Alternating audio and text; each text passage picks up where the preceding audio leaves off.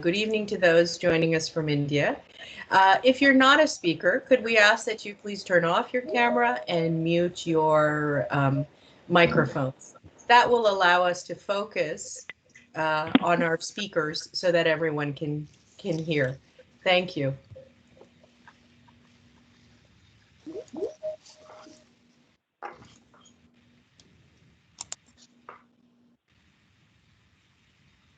Hi, everyone. We're going to wait just another minute or two before we get started, but I just want to say thank you and welcome to the U.S. India Business Council KPMG USA budget event.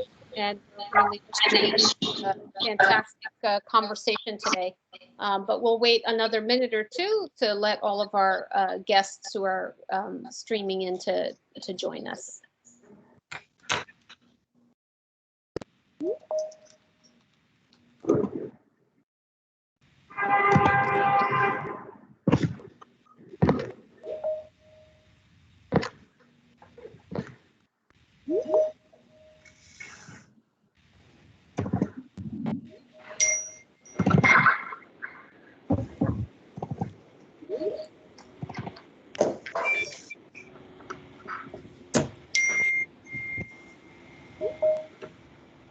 Hello, everyone who has joined as a participant.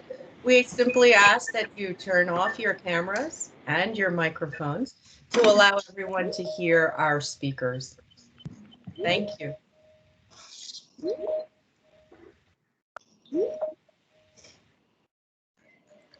Okay. I think we can go ahead and get started this evening. As I said, thank you, all of you, for joining us today. We're very excited to be bringing to you this conversation on the industry outlook for the U.S. India Business Corridor in 2021-2022. And once again, I want to thank our partners, KPMG LLP USA and the Asia Society, for making this event possible.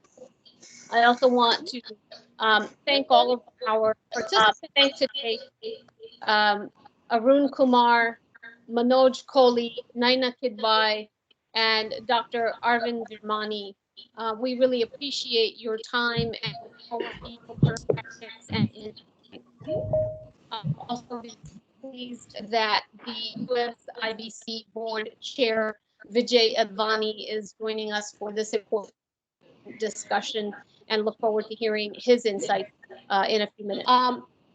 First of all, I want to just, on behalf of the U.S. India Business Council, really congratulate Prime Minister Modi and Finance Minister Sitharaman for a very robust union budget amid a time of great challenge for India and for the world. From our perspective, this is a calibrated and dynamic plan to drive the Indian economy forward. And we here at the U.S. India Business Council are committed to working with the government in helping it to realize the goals that are outlined in this budget document. Now, this industry outlook event has become an annual tradition in which we take stock of U.S. India Business Corridor after the release of the union budget. And historically, we have gathered together in person in New York in the beautiful spaces of the Asia Society. But like all things in this COVID world, we have adapted to the situation with this virtual discussion today. And we look forward to resuming in-person gatherings as we look to the future. Our focus in these dialogues is, as always, forward-looking, and the union budget is a launching point to start the conversation on how business leaders and see the opportunities and challenges in the upcoming year. I'm really pleased to have this year's panel of leading thought leaders in both industry and government policy to provide an analysis of the economic landscape.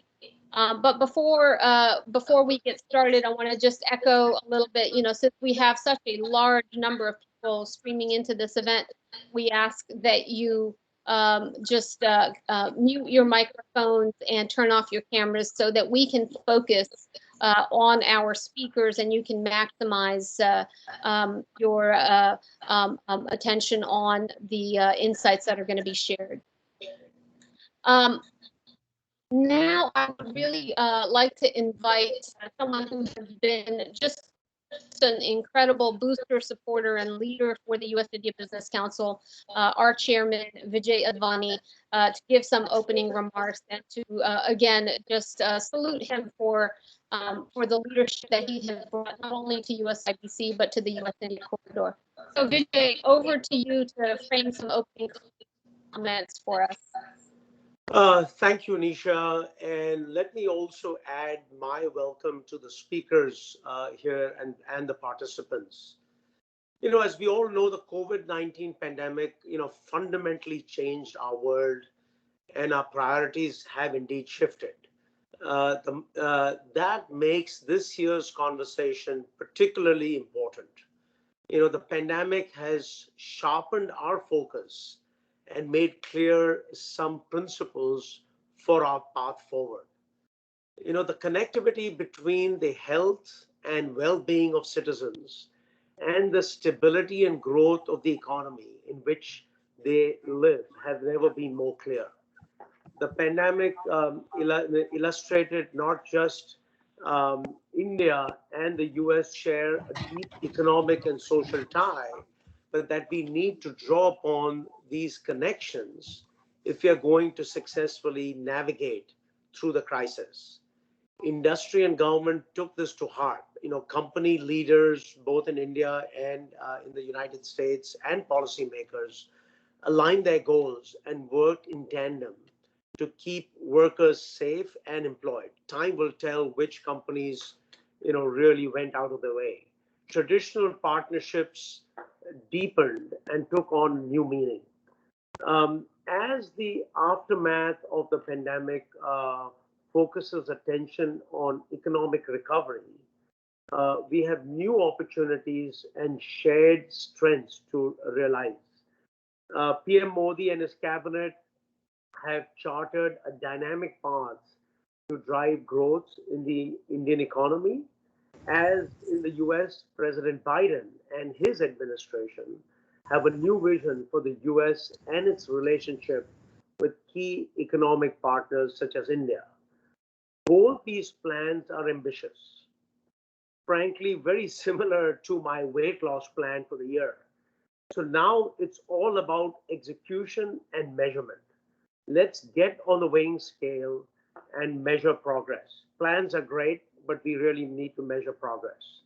Investors, industry leaders, and citizens in both the US and India are closely watching these events unfold.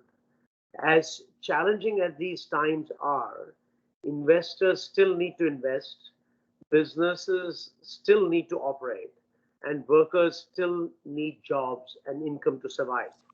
Investors, such as myself, investors will closely watch execution of these plans. The pandemic has hit hard key sectors of the economy, whether it's hospitality, travel, commercial real estate, traditional brick and mortar retail. A return to the post-pandemic environment is a long way off, if at all.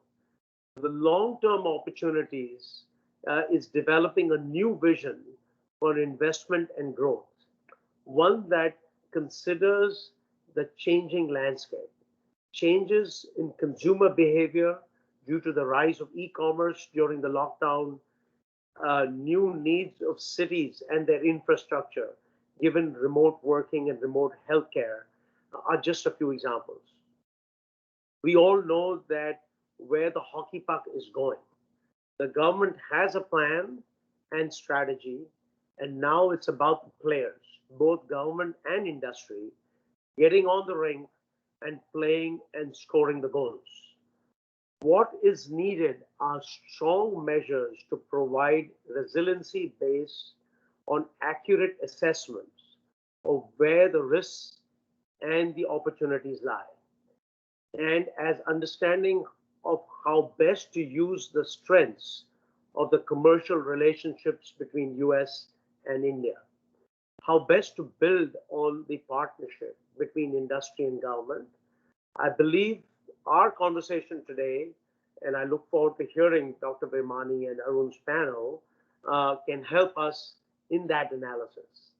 I look forward to hearing from the speakers today and their views of this new landscape and the prospect it presents. In fact, let's commit to getting on the weighing scale in 3 and 6 months to see how much progress indeed has been made. So Nisha, I'll turn it back to you, and then we are looking forward to the panel. Vijay, thank you so much for those words. I think you provided the right context for the conversation this morning. And before I turn to my good friend Arun Kumar to conduct the panel, we're really honored to have with us Dr. Arvind Virmani to provide some special remarks and framing on the budget and the U.S. India corridor. Let me just say a few words of introduction about Dr. Virmani, though I know he is well known to all of you. But he is the chairman of the Foundation for Economic Growth and Welfare and brings over 25 years of experience as an advisor in policy reform at the highest levels in the Indian government. He was chief economic advisor in the Ministry of Finance and principal advisor in the Planning Commission, and has undertaken numerous policy reforms and authored over 100 policy papers, which have really helped usher in the India that we see today, which is a leader in the global economy.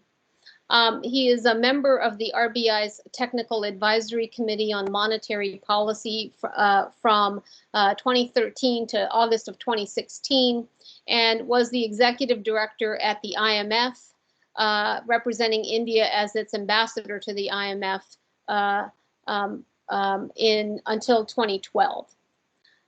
Dr. Virmani has served as a member of the Telecom Regulatory Authority of India, TRAI, and the Appellate Tribunal for SEBI, and has just been a real leader on the Indian economy. I apologize for my phone buzzing in there. You can't factor in the technological disruptions in today's age. But without further ado, let me put myself on mute and turn the podium over to Dr. Virmani. Thank you again for joining us. Thank you. Thank you for your kind words and for inviting me to speak to you. Let me wade right in. So what I'm going to do is to present the budget in the perspective of the second term of this government. And the reason why I do this is I think it provides a change, a trend into the future. So that is my purpose in doing it. I'm sure you heard a lot and you'll hear more details about the budget, but I want to give a perspective which will also help you in judging the way forward. So so let me start with the change in approach. You know, between what one can simply call Modi 1 and Modi 2, which was the government which took over after the election in June 2009. Now, as we all know, Modi 1 had a tinge of protectionism and nostalgia, which was encapsulated in the Make in India. But one has to keep in mind, have a sense of perspective. The IMF has calculated that the average increase in tariffs between 2014 and 19 was between 1.3 and 1.5%. So let's say 1.5%. So whatever negative views we have of the increased protection, please remember that it was 1.5% point average increase in tariffs. Now, when we compare Modi 2, I think the change in the name from Made in India to Atmanirbhar Bharat is significant, because it moves towards more self-confidence, self-reliance, of course, is the old translation of it. But the more important one, which I'm going to emphasize, is that there's a change towards domestic competitiveness. So in the interim budget of 2019, there were very uncomfortable echoes of the past. The budget of 2021 looks forward to a much brighter future. And the break really came in September 2019 with the corporate tax reforms, which reduced the rate to 25% and for supply chains to 50%, so to attract new supply chains to 15%. So, but I think it's important to understand there's a change in attitude underlying this. Firstly, and I'm speaking from personal experience here, there's greater openness to advice. So we've, for example, conveyed our experience of growth and reform, which Nisha has kindly referred to. And for the first time in 5 years, it was kind of listened to. If those of you who are interested, this is summarized in eGrow policy working paper of Jan 2020 called Growth Slowdown, Reforms and Economy. Remember, this is the last quarter of the calendar year 2019. Then there was an extensive series of external consultations after the CIT reform, and I personally gave a talk to key secretaries and at a meeting arranged by Niti Aayog. So the key point I'm making is it starts with a change in attitude. Okay. And then the policy actions from September 29 to September 2020, which I'm going to focus on, and they signal, I think, a clear change in the and a signaling that the Modi government, Modi 2 government, will do whatever is necessary to get the growth back on track. So the goal here is re-accelerating GDP growth from, as most of you know, it slowed to 4% in 2020. And of course, associated with that, again, is the employment generation and the revenues which to be used for welfare. So having worked on market reforms for much of my life, I would say that I'm happy that while I'm still around, I think this government is now very clearly going back to that. And this whole approach, the focus is on domestic competition and productivity across factor markets. The big banking reform I will refer to a little more, natural resources, specific sectors which had not seen much reform, which were left out for the last 30 years, agriculture, high-tech, social, and infrastructure, of course, which has been the big focus, and I'm sure you've heard a lot about it. So factor market, the basic idea of simplification, flexibility, and competition, starting from the management and debt, the IBC, going on to the labor codes. The land reform, of course, was attempted and stepped back, and the new approaches in terms of land banks and industrial estates, for example, of textiles, which were again emphasized in this budget, the capital and financial markets. And here I want to highlight, because it's very important, the public sector bank, the importance of it is in terms of the framework. It is a framework for strategic industry policy and privatization, which has not happened before. PM Vajpayee in 2003 initiated hotel privatization, and after the big reaction, it was shelved. No further privatization took place for ages. But now for the first time, we have a change. There will have to be a amendment to the Bank Nationalization Act after 50 years.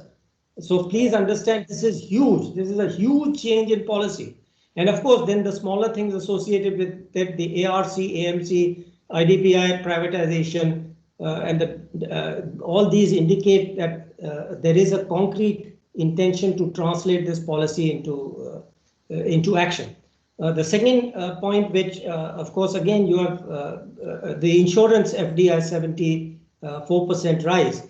To me, this is kind of the completion of an era. I actually was a member secretary again around 2003, the last few years of the Vajpayee government. I was member secretary of the FDI committee headed by N.K. Singh, and I drafted that report. And this is really the end of it. Defense has been done. Everything we envisaged in that report. There are new technology developments which and new complications which unfortunately I will not be able to talk about, but it's really the end of that era of liberalization of FDI. Let me speed up a little bit. So we go step by step. Factor market, natural resources, competitive auctions across all natural resources, government monopolies being replaced by competitive entry, environmental, whole bunch of things. So every element of the economy is being focused on. The remaining sectors I mentioned, high tech, defense, aerospace, atomic energy. Frankly, I was surprised, and particularly the atomic energy one, when it was announced during the last year, 2020. The digital space, again, e-education, e-medicine, and work for home, it's going to boom. This is not just government. Government is helping, but it's been responsive. People raised certain problems about work for home. They were immediately addressed. So the question I'm trying to hear is approach and attitude is fundamentally different in the Modi 2 government. And so, of course, agriculture and allied you heard of, that's been in the news. Education, new education policy. Again, there's a National Education Commission, a National Science Foundation, modern institutions. You are familiar with these from the US, but there's an attitude that systematically improve the things which need to be in skills. This is a session I've been making for 2 years to modify the Apprenticeship Act. It's been announced in this budget. Public health. Okay, I want to take a few minutes on this extra because this Swachh Bharat Urban is a game changer. And I'll take, even though it may not interest you, 15 years ago, I did research on child malnutrition, the under 5. And what I discovered was that there is something called environmental entropy. That is, it doesn't matter if you're living in a slum with dirt and stuff where rain comes, it's all over the place. It doesn't matter how much food you get. It's you cannot absorb nutrition into the guts. So it's a very, very important thing. It's absolutely vital. I overemphasize it. Maybe it may not be of interest to you, but I still remember when the Prime Minister on August 2014 announced his Swachh Bharat mission. And I was probably the only economist at that time to publicly welcome it. It's really the importance, I can tell you, within 5 to 10 years, the big differential between child malnutrition in India and Africa, for example, will be gone. This is a vital, very important thing. Okay, I guess I've used up 10 minutes, so I'll just kind of list the things and go to the end where I want to say a few things on India, US. So systematically in transport, private entry, we started with production, electricity distribution. There are new efforts, urban bus services, management of resources, railways, airports, ports, waterways, everything systematically one by one. And if there are problems, and that's why I emphasize the approach, if you find problems, please bring that up to the government. I am absolutely convinced that if there are genuine problems, they will address them. Just want to mention, because this is not very well recognized, the dedicated freight corridors. This is going to be a transformation. The 2 of them are going to be cleared, completed by June of this year. 3 more are proposed finished by 2023. This is going to transform the access of the interior because many studies have shown that the coastal areas really benefit from international trade. And once these corridors are in operation, it's going to transform the logistics of the heartland and foreign trade. Okay, so in conclusion, what I want to talk about is this Atmanirbhar Bharat. Just put it a little bit in context. What I personally have been recommending to the government, of course, we've met in the pre-budget session with the FM and PM and so on. So is what I call a dualistic trade policy. It's important, not because I'm predicting that's what's going to happen, but it's possible. Because I will keep hammering away at it. Hopefully at some point they will listen. So it has 2 elements. One is to diversify manufacturing supply chains out of China and shift high-tech value chains out of China, and incentivize the shift of US manufacturing companies to China. So basically, a dual policy, one focused on diversification out of monopoly held by China, and the other broader one, the conventional policy of lowering and making tariff rates more uniform so that we can participate in the supply chains. So that's why I call it a dualistic policy. Now, the first part, I think with the PLI, the product linked incentive scheme, the government is moving towards that direction. I cannot guarantee you that the second part will happen, but compared to that 1.5%, I'm confident there'll be no further average increase in average rates. How much they'll go down, how much will be listened to, I'm not sure. And I say that very frankly. And therefore, I would urge, in the light of what I just said, I think it's very important for India and USA in this year to focus on an FTA directed at the manufacturing. That is the key.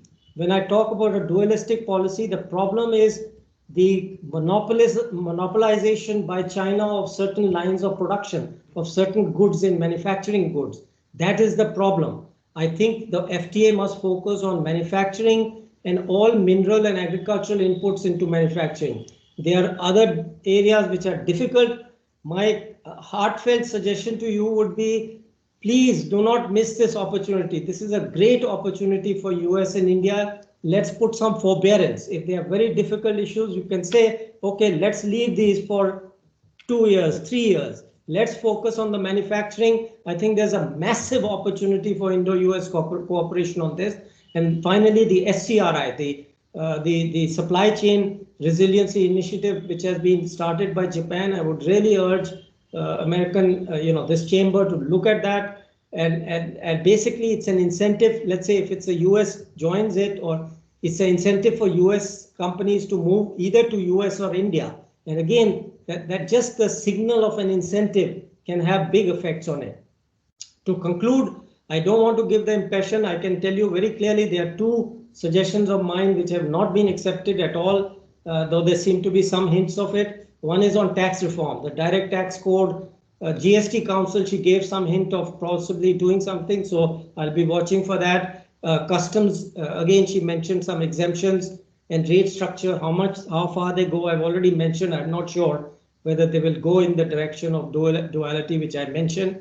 But I do expect some further reforms in the next 12 months and a welfare reform. We have given a comprehensive proposal. Again, I'm very hopeful of reform of the welfare system. So what the bottom line,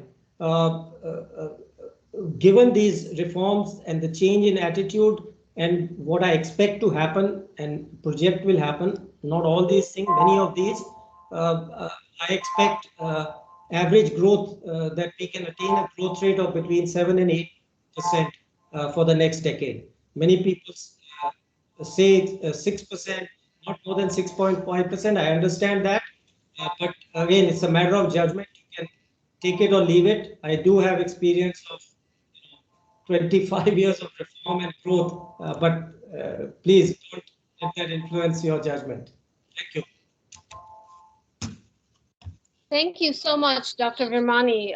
Really robust presentation and a lot of material for us to digest. But one of the takeaways that I was very struck with and I want to reinforce is this is a government that listens and that engages. And certainly many of the items that we see in the budget rollout are reflective of a lot of the advocacy that we've done here at USIBC and that many of our members have done in their individual capacities as well. And it's very gratifying to see that our inputs have been considered in the budget that has come out. So we take your point on the need for continual engagement and advocacy, and that's exactly what we here at USIBC seek to do as we partner with the government in growing the US-India corridor. I want to now introduce and turn the conversation over to my good friend and colleague, partner in crime, Arun Kumar. I always struggle with introducing Arun because, of course, he's got a very long list of accomplishments as a businessman, a policymaker, and a poet. And how does one describe all of the ways in which Arun has really impacted and engaged on the U.S. India corridor, which is an area of particular passion for him. I have had the privilege of working with him for these many years, both in his capacity as a part of the U.S. government of the Obama administration, where he was Assistant Secretary of Commerce for Global Markets and Director General of the U.S. and Foreign Commercial Service, to the outstanding work that he has done on behalf of KPMG and also on behalf of the U.S. India Business Council as the chair of our India Advisory Council. So Arun, I know that this is something that you and your team also watch very, very closely, and we're really privileged to have thought leaders such as Manoj Kohli and Naina Lal Kidwai to engage with you and take this conversation forward. So over to you, Arun, and look forward to the discussion.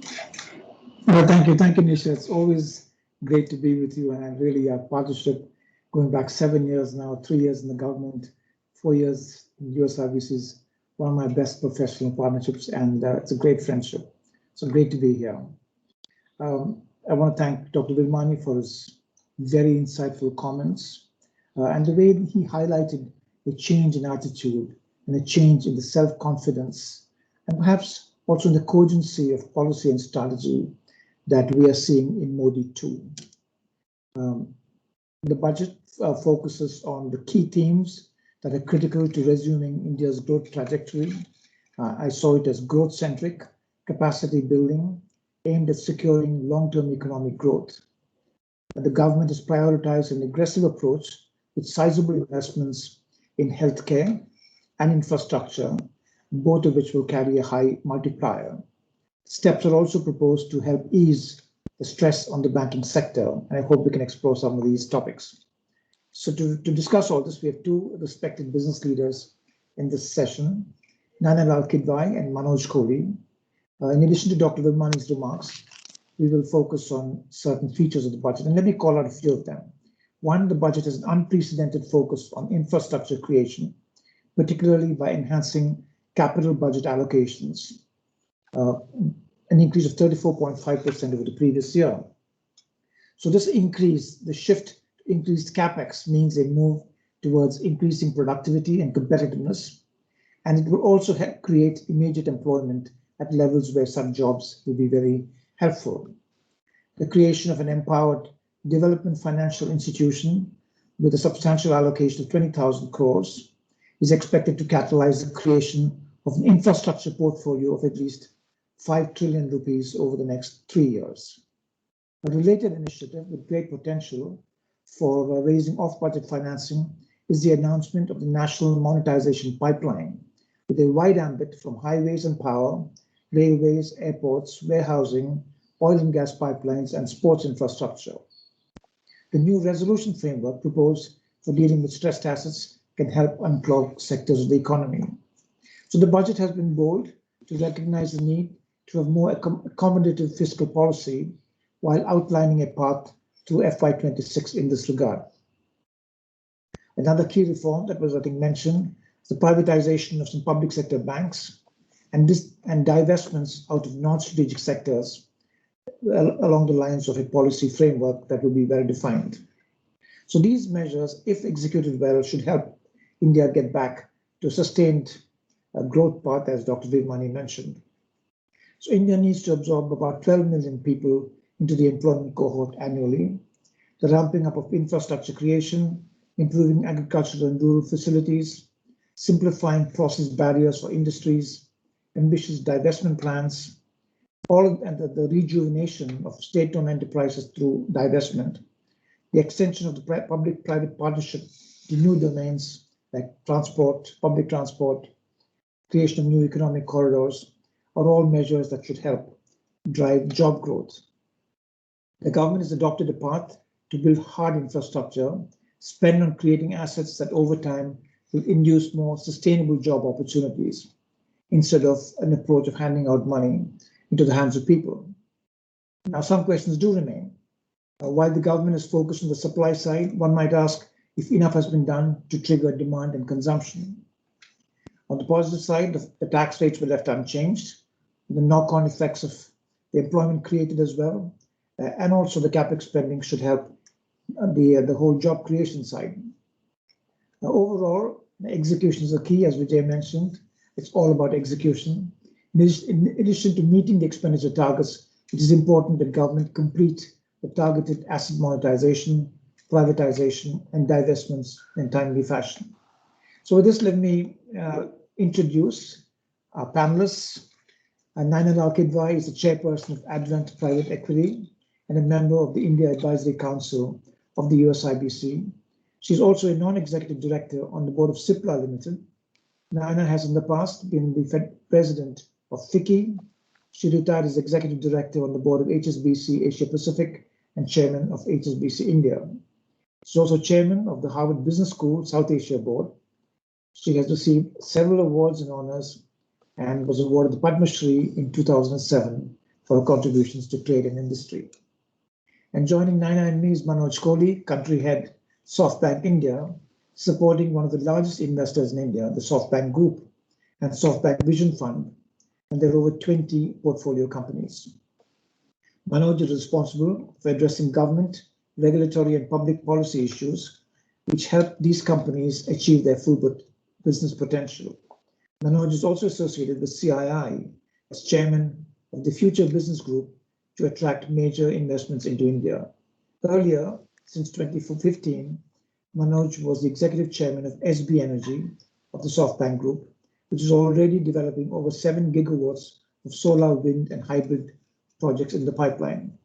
So prior to SB Energy, Manoj was the managing director and CEO of Bharti Airtel, where he oversaw operations in 20 countries across Asia and Africa.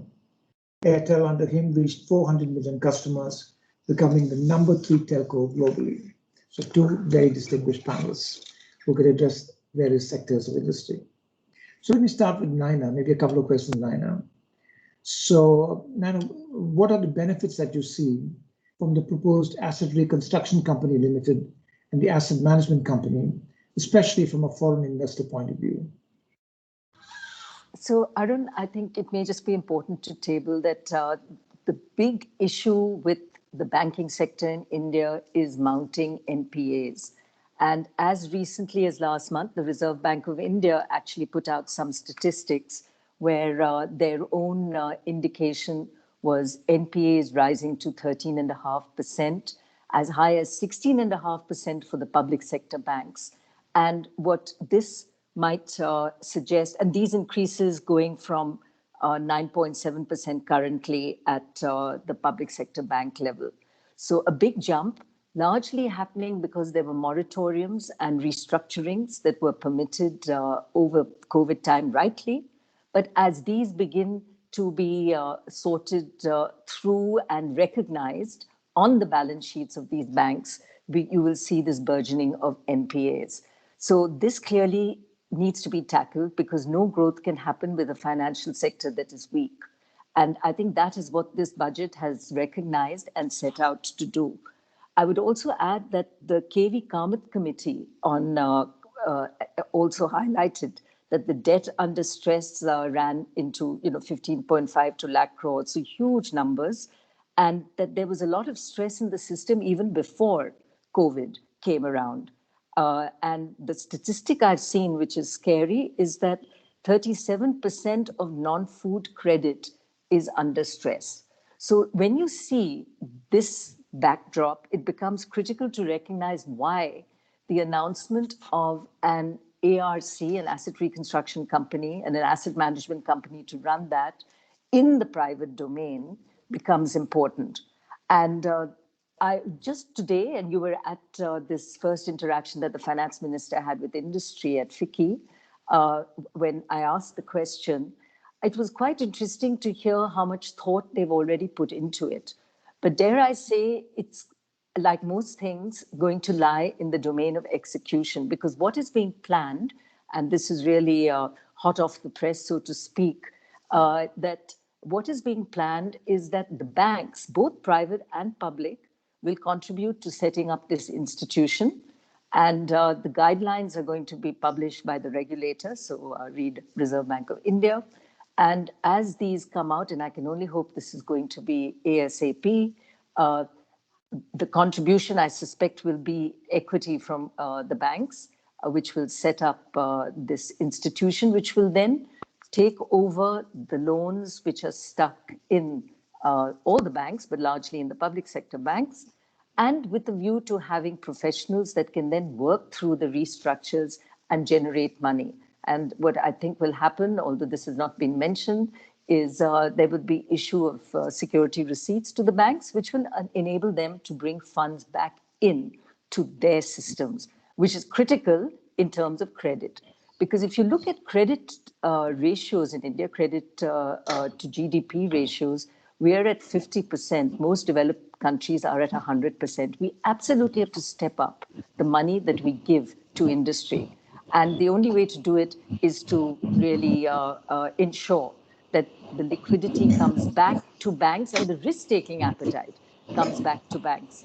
So hence the importance of this ARC, which takes what is very difficult for particularly public sector banks to do, which is to recognize NPAs in a manner that enables them to restructure, to take it away from them into people who can do this really quickly, so that we have companies that have just patience on a table, and rather than resuscitate them, we kill them because we don't do the right thing fast enough in terms of either handing it over somewhere else or making sure that there is a settlement therein. So the ARC becomes a very important way of tackling that. So while talking about the banking system, let me ask a follow-on. The government is planning to disinvest 2 public sector banks and an insurance company. So what do you think the challenges are to get that done, to make progress towards that goal?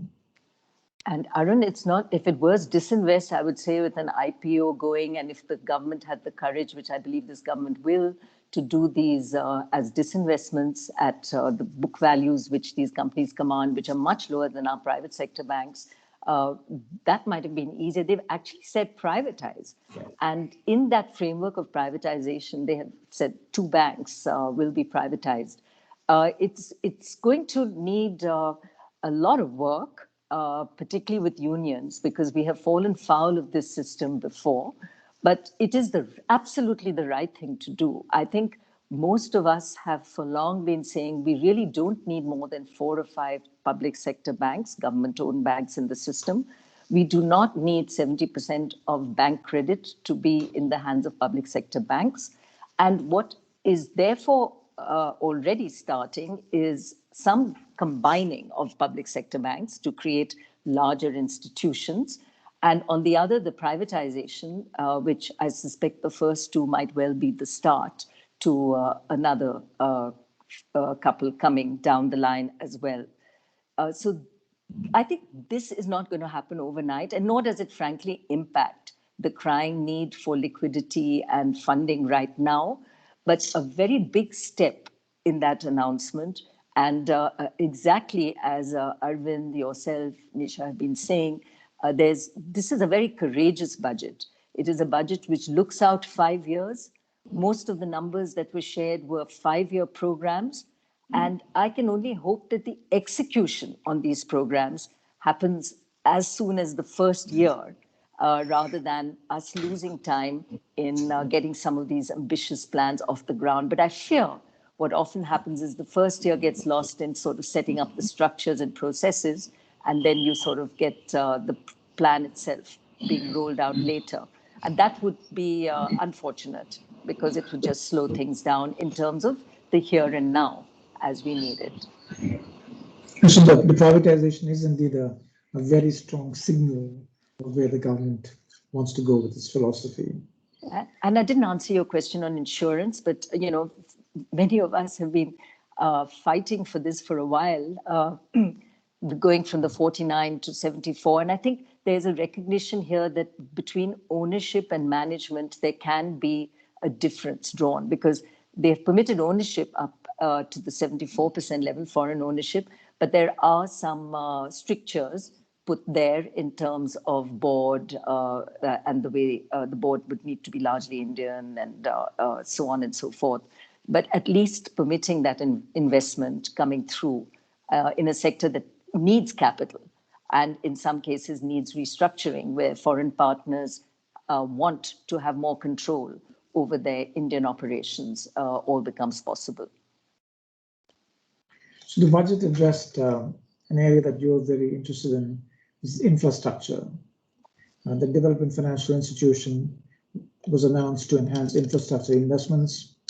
A second important outcome in the budget was the amendments proposed on debt financing of InvITs and rights by foreign portfolio investors, which could be game changers. So in your view, Naina, what are the key imperatives for the successful implementation of these initiatives? So I think the InvITs and REITs is a very important one. We have struggled to get the first of these off the ground, and finally we've seen the first ones roll out over the last year. There are still structural issues required largely from the regulators to enable several InvITs to happen. And the good news is the government itself now has announced that it will create an InvIT for highways. So these are toll systems that are actually working. So they will put their productive assets into InvITs. They've announced this for roads. They've announced this for the power grid InvIT, which will be set up. So when government becomes a party to the whole system and this structure, which is so important to get funding in two very important areas like infrastructure, I think is going to be a very strong move in the right direction, because government is now going to be participating in these InvITs, and we should see more InvITs and REITs as a result. I think the very significant move actually is the announcement of an SPV, a special purpose vehicle, that will bring land assets on board. And I know that there's been a lot of discussion happening on this. I've been in some of those. But you heard again today that the engagement with the World Bank and the desire to set it up probably on the style of the Canadian Land Corporation, from which they have taken a lot of their learnings, to put unproductive assets, and government has huge assets itself, land assets, into the SPV, to enable professionals to sort through the sale and therefore the funding that can come from it.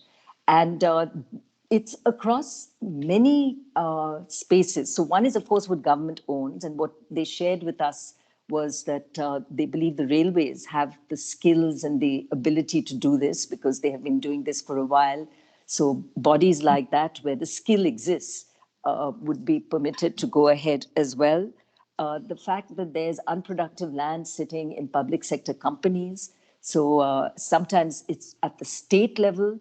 So there are many layers of unproductive assets stuck, which they are now going to be tackling in a way that we can free up funding and bring that unproductive assets into far more productive ways of dealing with it by spending it on health and infrastructure and other ways. So this is actually, unlike the ARC, AMC, which is in the hands of the Reserve Bank of India, this SPV is in the hands of the government. And I'm hoping that we will see this launched very quickly, because I can tell you on the disinvestment of BSNL that I had worked on many, many years ago, it was stuck because the value of the land in the perception of government was far higher than the value of the company. But the Tata Group, who finally won it, did not want the land. They wanted the assets, the producing assets of the company. And the deal just got stuck until we had to finally force the deal to separate the land in due course. And then it took, I think, the government the next 15 years trying to figure out how that land could be separated from an asset that was sold. And it was just a mess. So even to enable privatizations and disinvestments, to separate land out of it so that government isn't all caught up in the fact, oh, there's 600 acres of land, but we are selling a loss-making asset. The only way will be to get some of this land out so that people just pay for the company and not for all these other assets hidden in there. Okay, great. No, thank you, Naina. So let me move on to Manoj to look at some issues regarding FDI, investment, supply chain, and so forth. So Manoj, global investors pumped in over $20 billion, mostly coming from the US, in India's technology sector last year. Now the budget is talking about focusing on healthcare, infrastructure, inclusivity. Where do you think India's growth is going to come from? To Manoj. No, I think, thank you, Arun. I think 5 big sectors, as I've discussed with government, are being prioritized by them. First and foremost is infrastructure, because clearly a message coming globally, not only from economists like Arvind, but also from others, is that infrastructure is the way to go. That's the fastest recovery mode from pandemic year. And countries like Japan, Germany, US, and many others in the past have used that. And let's use it now, because we are one of the few countries where physical infrastructure is still weak. So there is a 1.4 trillion pipeline of projects for next 5-6 years, which will be now divided year by year. And I think that's a fantastic focus for next 5 years. And I believe that huge employment will also be garnered because of that. Second, as Arvind said, manufacturing. Manufacturing, actually India lost it about a couple of decades back and handed over the manufacturing. And now we have to get it back because we are good at it. I have worked in manufacturing for about 15, 16 years. And I believe that like in auto components, I mean, our auto components are 6 Sigma in quality and most affordable, and we export to US, Korea, Japan, etc., etc. So why shouldn't manufacturing come back, supply chains come back to India, not only as +1, but also as primary? So I think that is happening, and Arvind rightly said, with this corporate tax going down to 15% last year, I think we are becoming competitive along with the PLI schemes of 10, 12 industries. And government, I'm sure, will increase the PLI schemes further. And that definitely makes our product, manufactured product, much more competitive. Third area is healthcare, being really a huge area. Already we are good at it. We can further both pharmaceutical and infrastructure of the healthcare. I think India has a good track record, but this actually can be an area of dominance for the country. And government really wants to promote this strongly.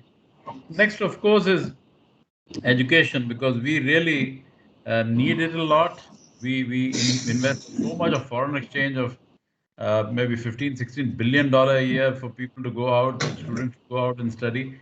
Better to have universities here under the new policy.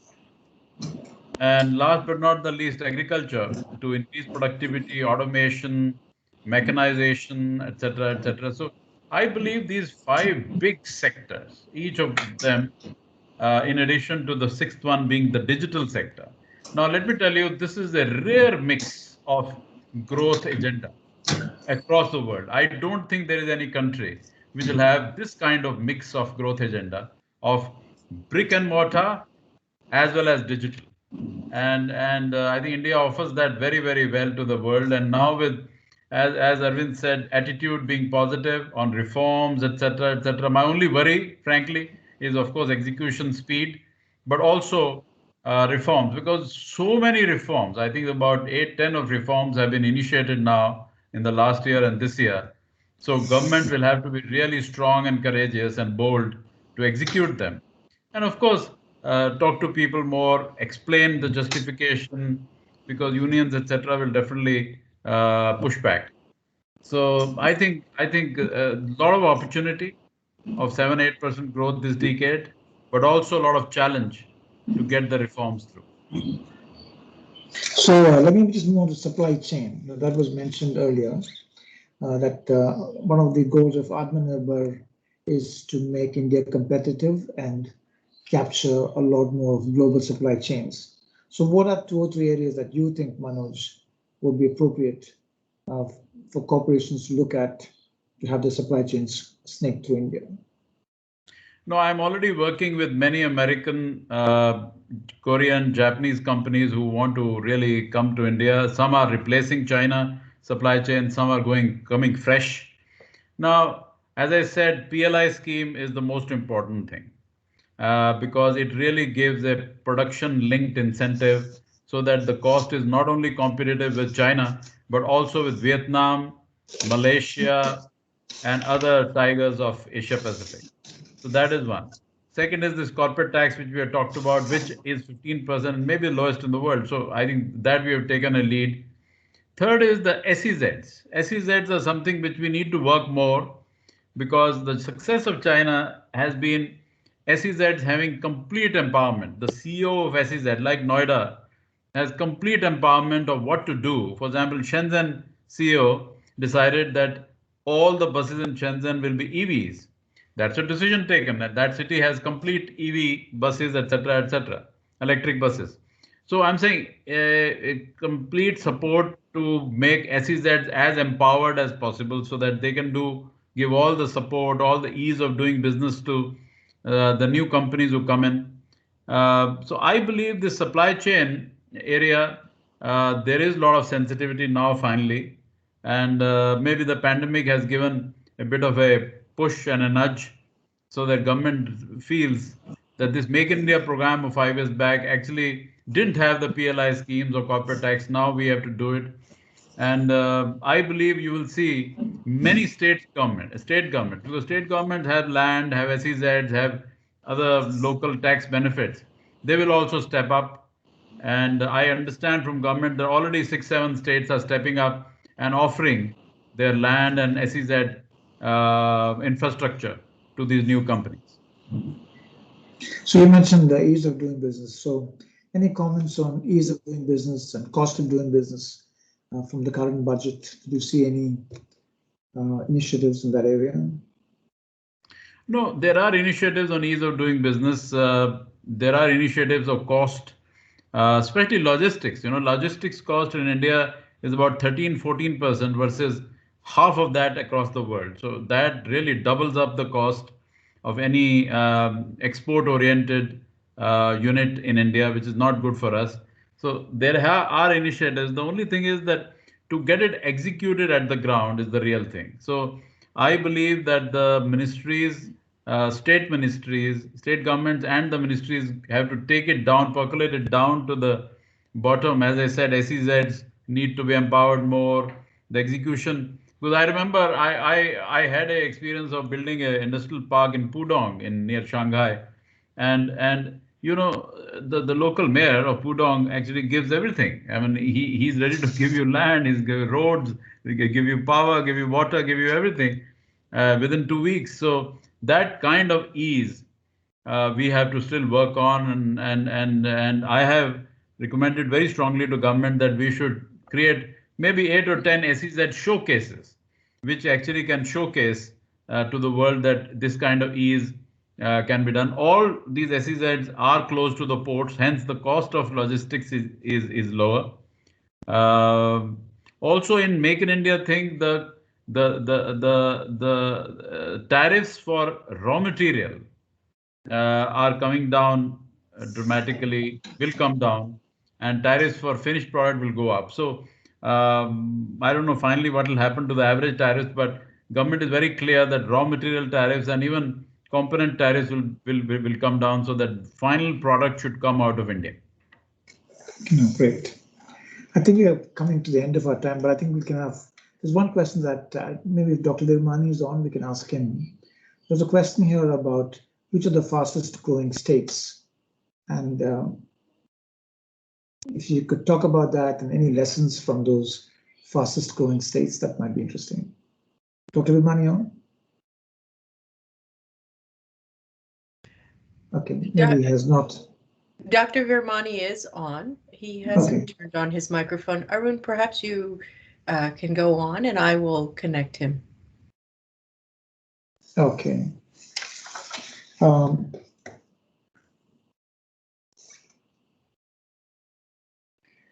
I think we covered a lot of different topics here. One of the questions we had was about which are the other sectors that we would see, which are the sectors where we see an increased interplay between the US and India. And actually, Dr. Virmani had a suggestion here on a manufacturing FTA. But Naina and Manoj, any thoughts on just looking at the US and India, which sectors should be areas of particular focus? Okay, I want to give two sector examples, insurance and defense. I believe that these two will be huge partnership sectors for India and US, and both luckily have been opened up very well in the last year. Insurance has gone up to 74, and already Indian insurance ecosystem is building up, regulator is in place.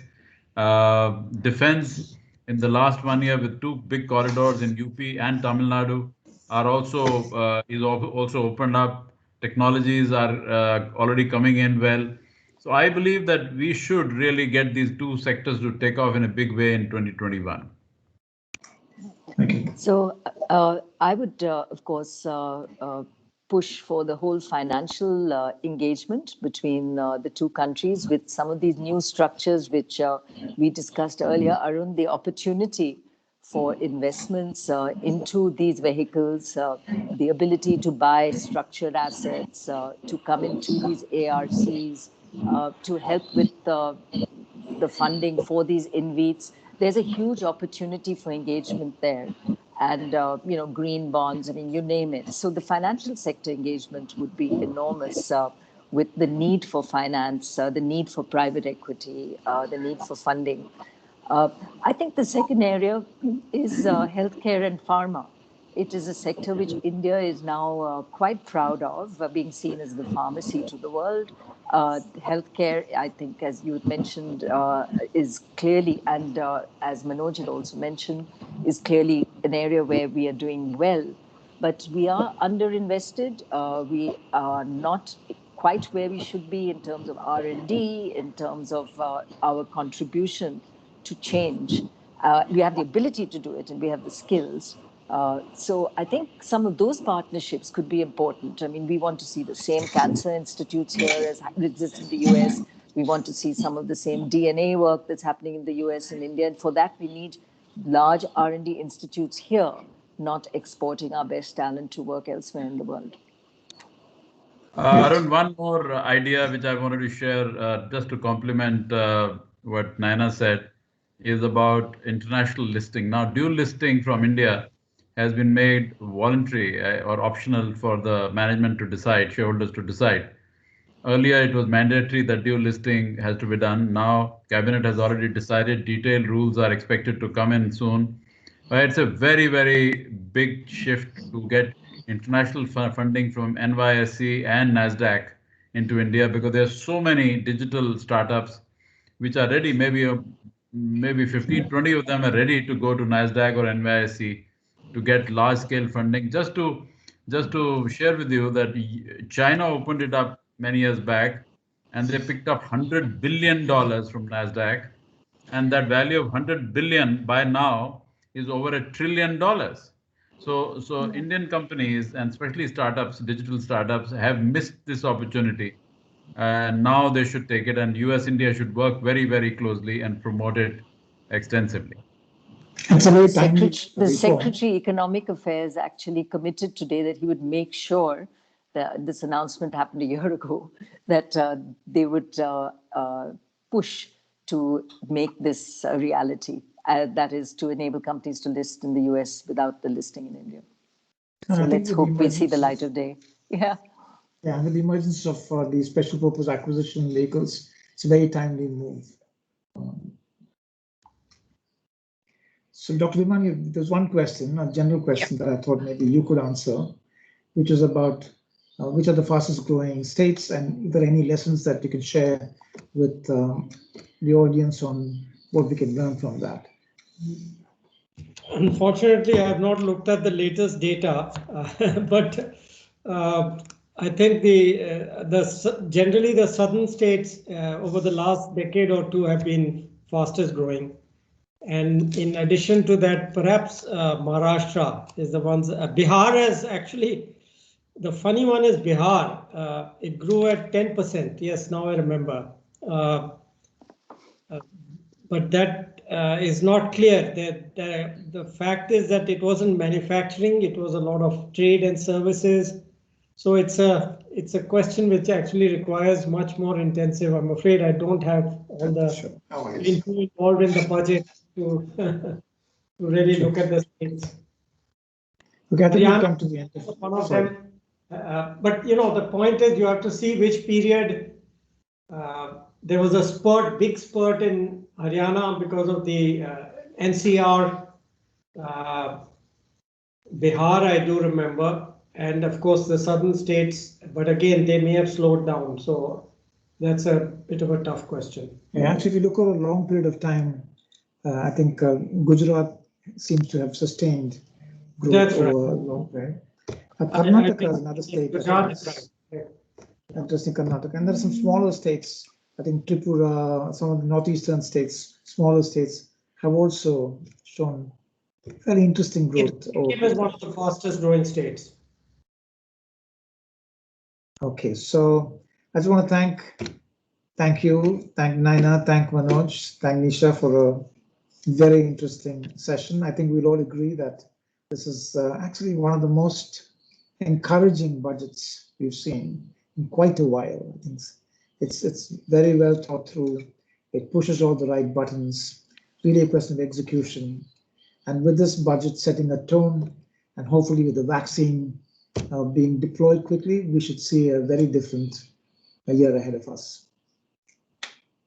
Nisha, would you want to conclude it? Yes, thank you so much. I want to first of all just say I learned so much from listening to this conversation and hearing all of your insights. And I really want to thank you for having such a great thought-provoking conversation. Couple of things that I think, from the remarks of Dr. Virmani, of Arun, you, Manoj, and Naina, this is clearly a budget that is robust and inspires a lot of confidence and hope for what it will mean for India's economy. We'd love to come back to you guys, 6-8 months down the road and kind of say, are we on track? How are we doing?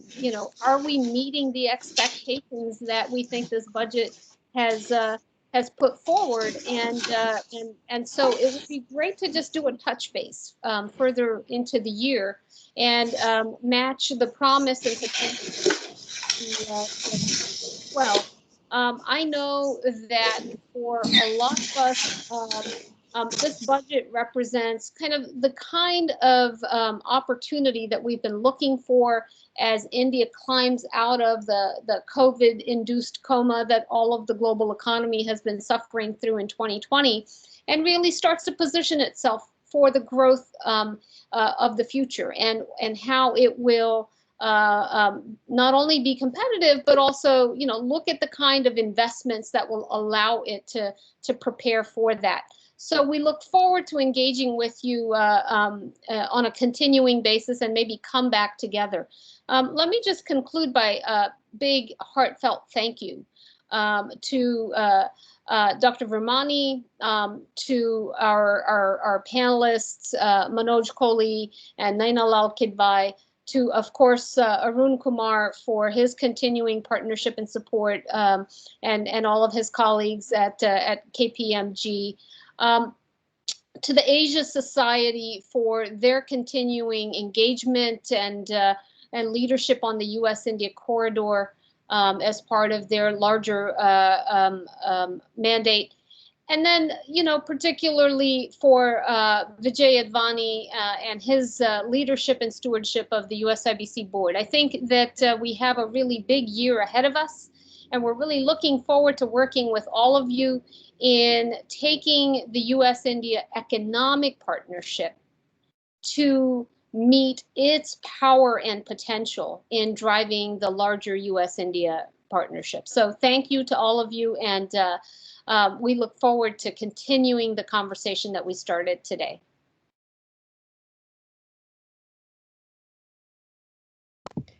Thank you, everyone. Bye. right. Thank you, Nisha. Thank you, Arun. Bye, Manoj. Bye, Vijay. Good Thank to you. see you. Bye.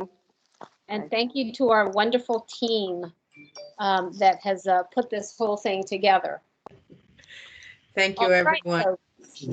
Thank you very much. Bye. This was, it is recorded should you wish to take any parts of it for your own social media. So Naina and Arun, we can certainly give